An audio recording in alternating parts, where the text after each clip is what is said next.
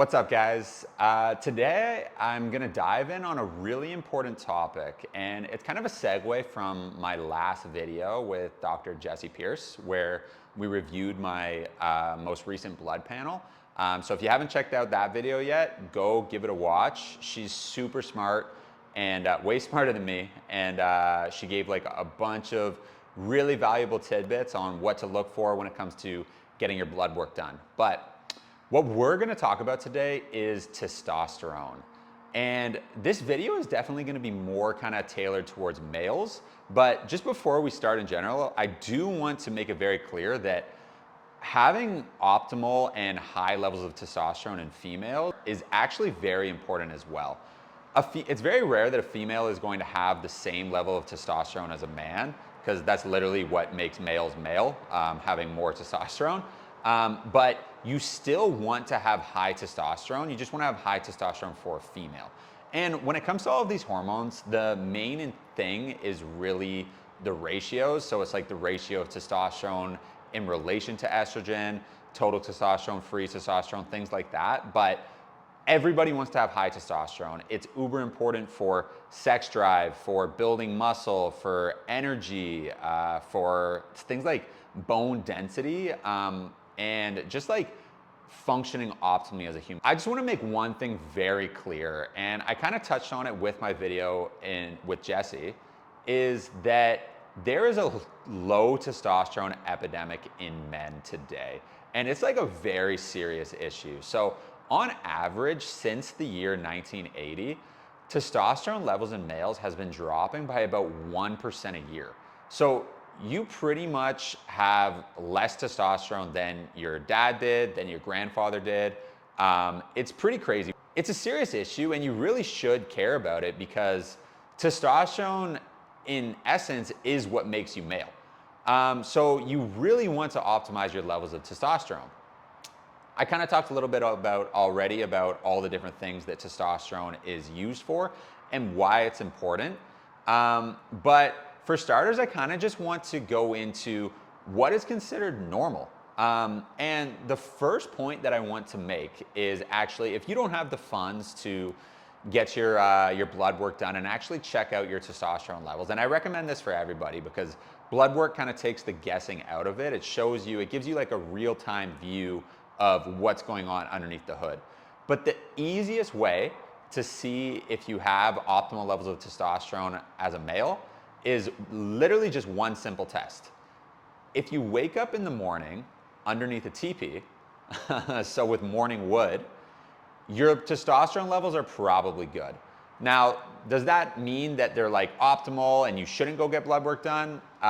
Maybe not, but it's usually a good indication that your levels are okay, and it's not something that you really need to worry about. Dive into it a little bit more, just about like the numbers, what's considered normal, what you should aim for, and kind of how things have changed over the years.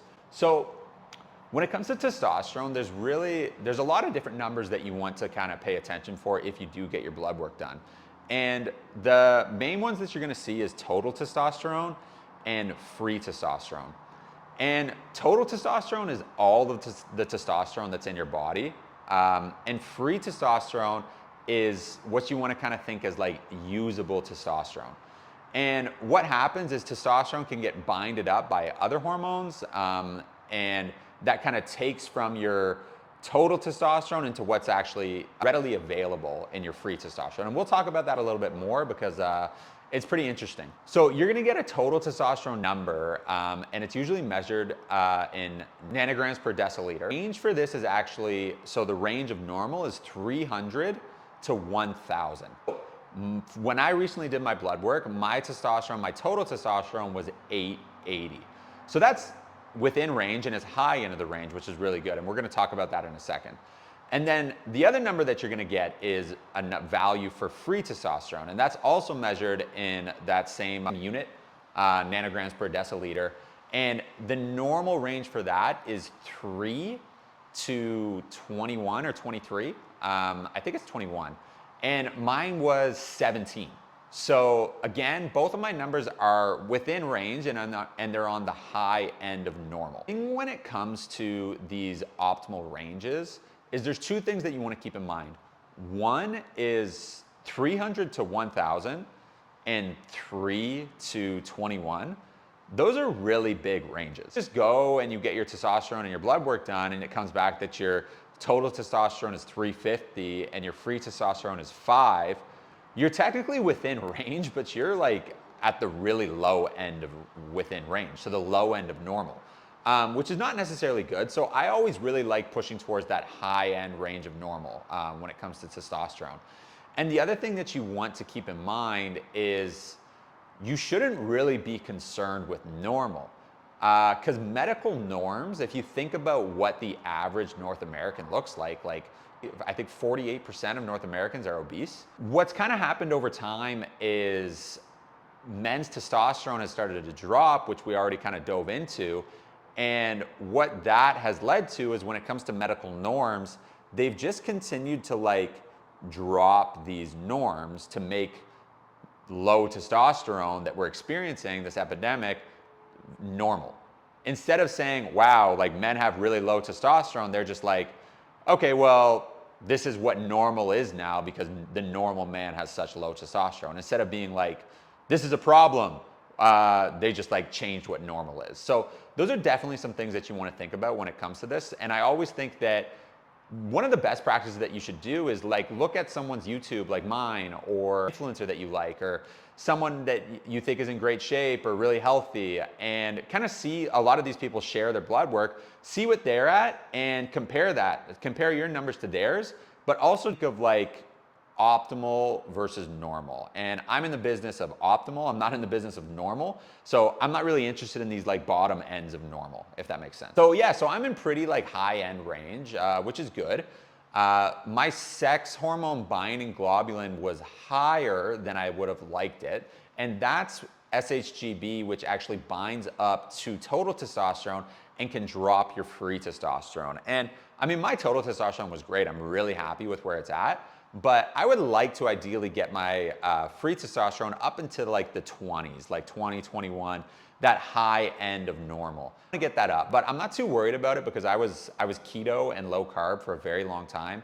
I mean, when you eat keto and low carb, your SHGB raises really high, which in turn drops your free testosterone.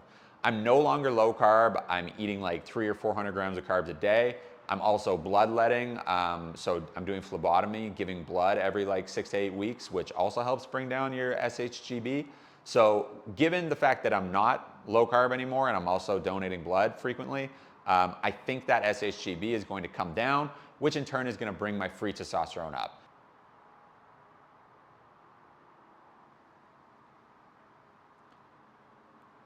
So low testosterone is really something that you should care about. And again, doing that one test of just seeing if you wake up with morning wood is a great way to see what your levels are. So low testosterone is not something that you really want to have, and it can lead to some really negative side effects. So if you're experiencing anything like low libido, so like a low sex drive or like erectile dysfunction, low energy, excess storage of body fat, low levels of lean muscle mass, mood swings. So if you're experiencing like depression, anxiety, anything like that, these are all some signs that you should probably check under the hood, and it might be a good idea to get your testosterone levels tested. So the other thing that I really just want to touch on right now is I'm going to give you guys like 6 natural ways to increase your testosterone levels. But before I do that, I just want to talk a little bit about TRT, or testosterone replacement therapy, and my views on that.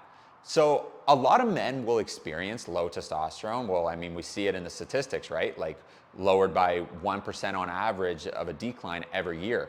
And what they'll do is they'll go to their doctor and they'll get a prescription for testosterone replacement therapy to try to bring up those levels of testosterone.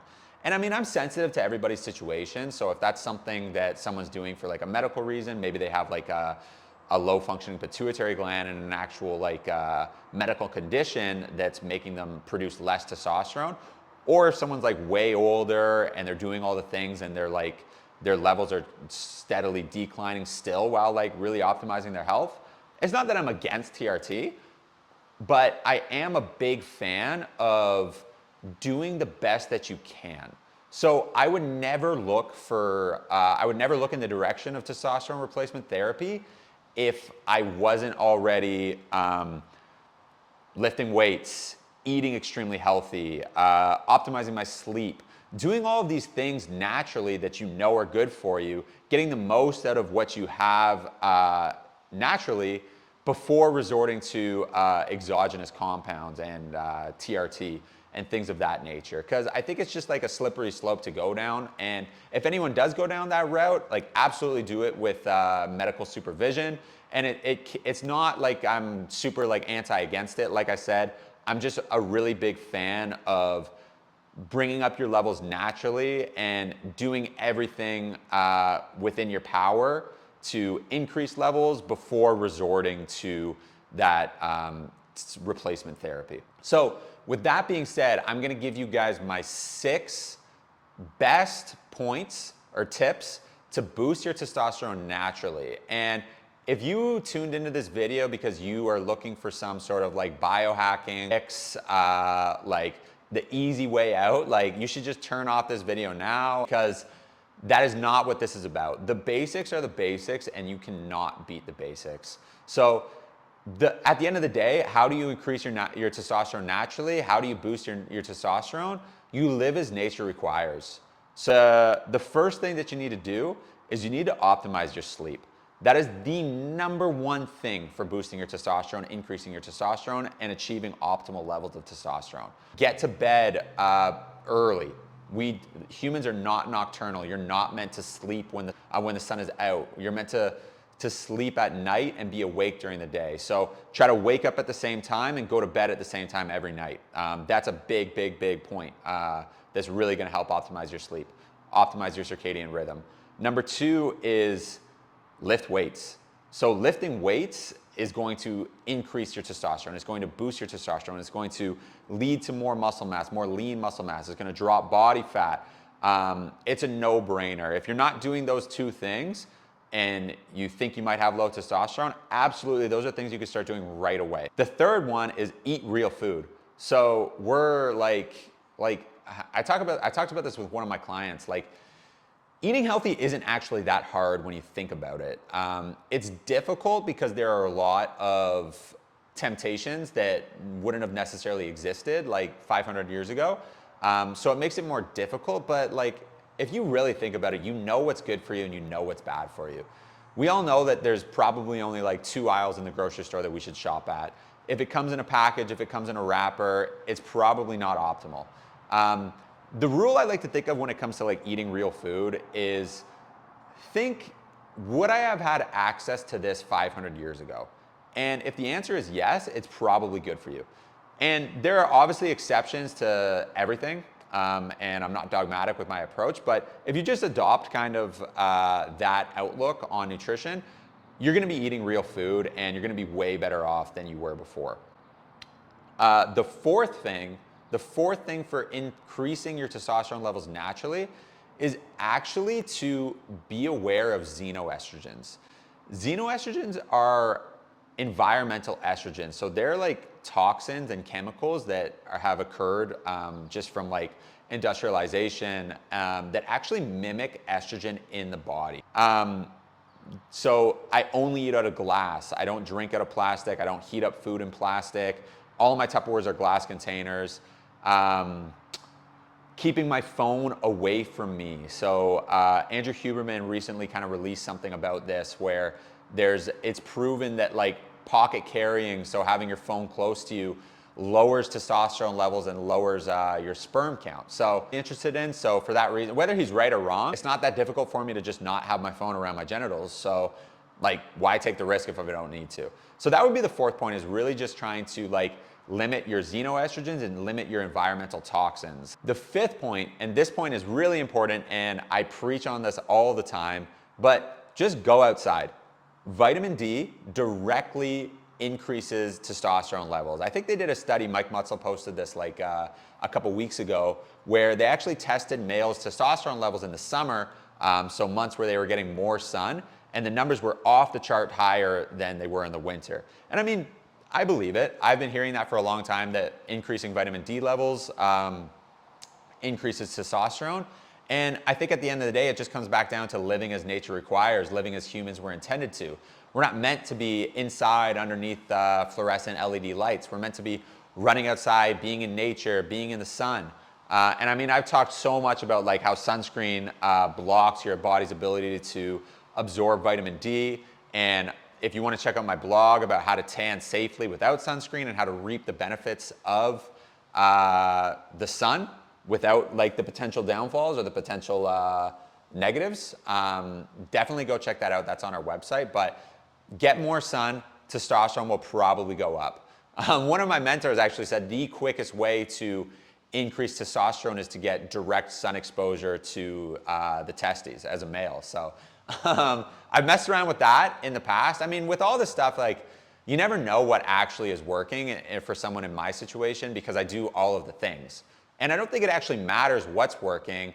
What matters is that it's all working. So I can tell you that my vitamin D is at 176, and that's without taking any supplemental vitamin D. That's just being in the sun. And so I'm out in the sun a lot, and my vitamin D is 176, and my total testosterone is 880. So are they correlated? I think so. Again, though, when you're doing all of the things, it's hard to tell what works and what doesn't work. But the point is that it all works. So anyways, my final point when it comes to naturally boosting your testosterone levels is avoid alcohol. So we need to limit our alcohol intake. And I mean, this one is one that's a no-brainer, and the science, like the jury's not out on this one. Like, the science is definitive.